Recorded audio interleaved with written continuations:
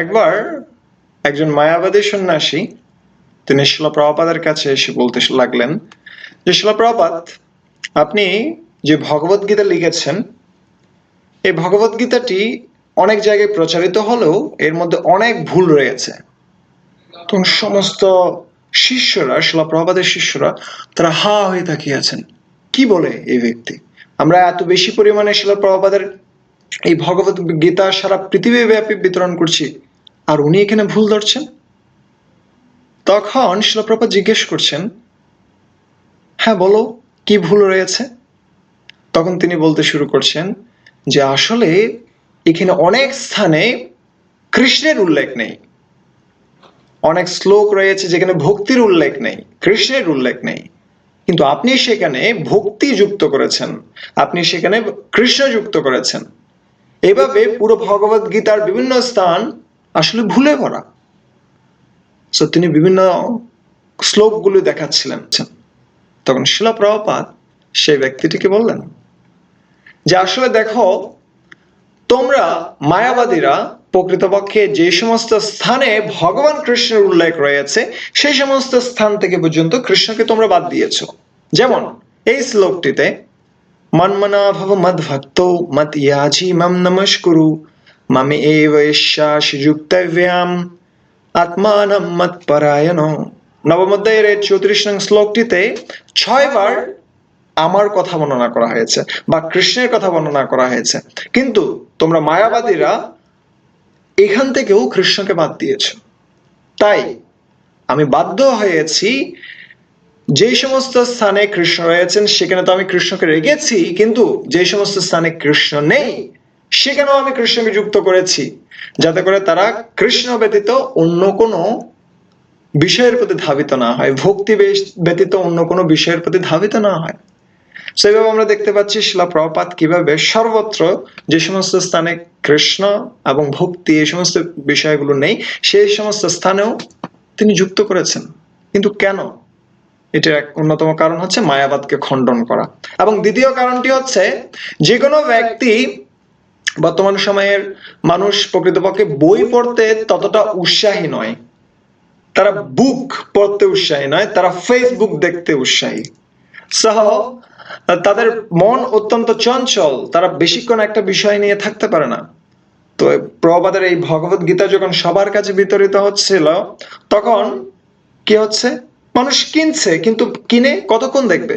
So এই আমার কাছ থেকে টাকা নিয়েছে এই বইটির জন্য, আমি একটু দেখি, খুলে দেখি, সো 1-2 পাতা দেখেই সে আবার রেখে দেবে।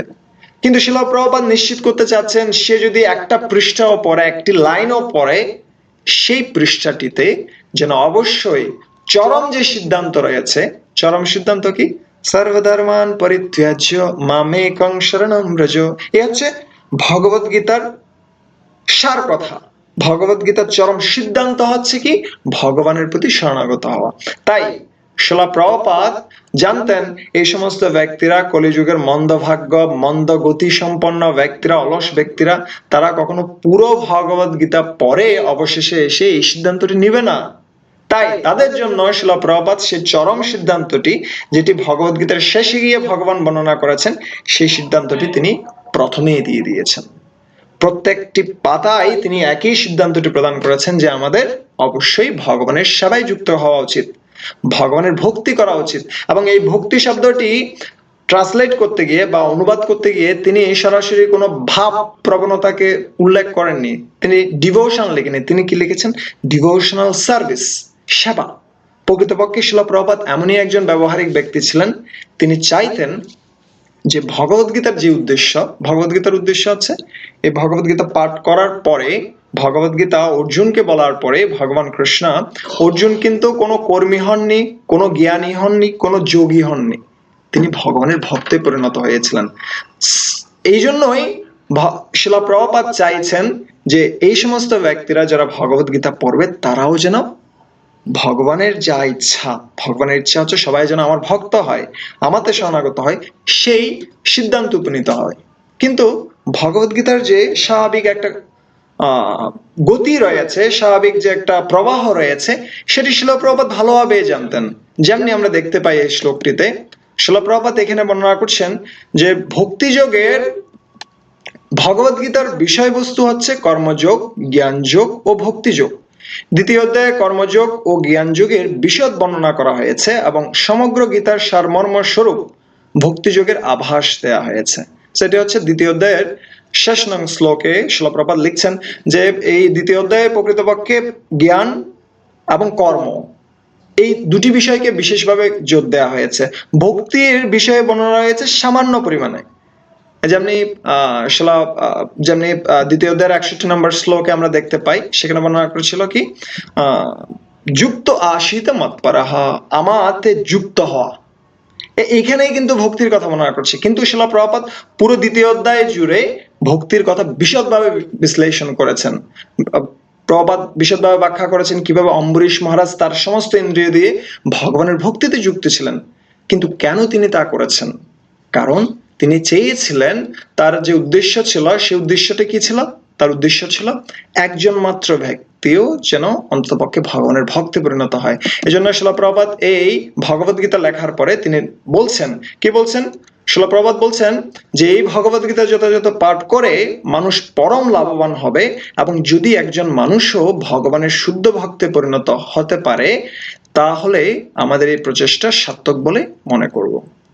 শ্রীল প্রভুপাদের এই পুরো ভগবদ্গীতা উপস্থাপনের লক্ষ্য ছিল অন্ততপক্ষে একজন ব্যক্তি হলেও যেন ভগবানের ভক্ত হয়।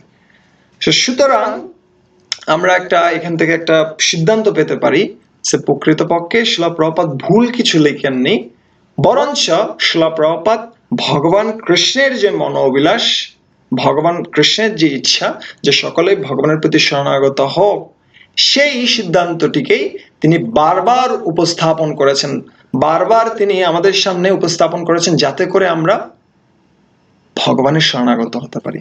হরে কৃষ্ণ কৃষ্ণ কৃষ্ণ হরে হরে, হরে রাম রাম রাম হরে হরে।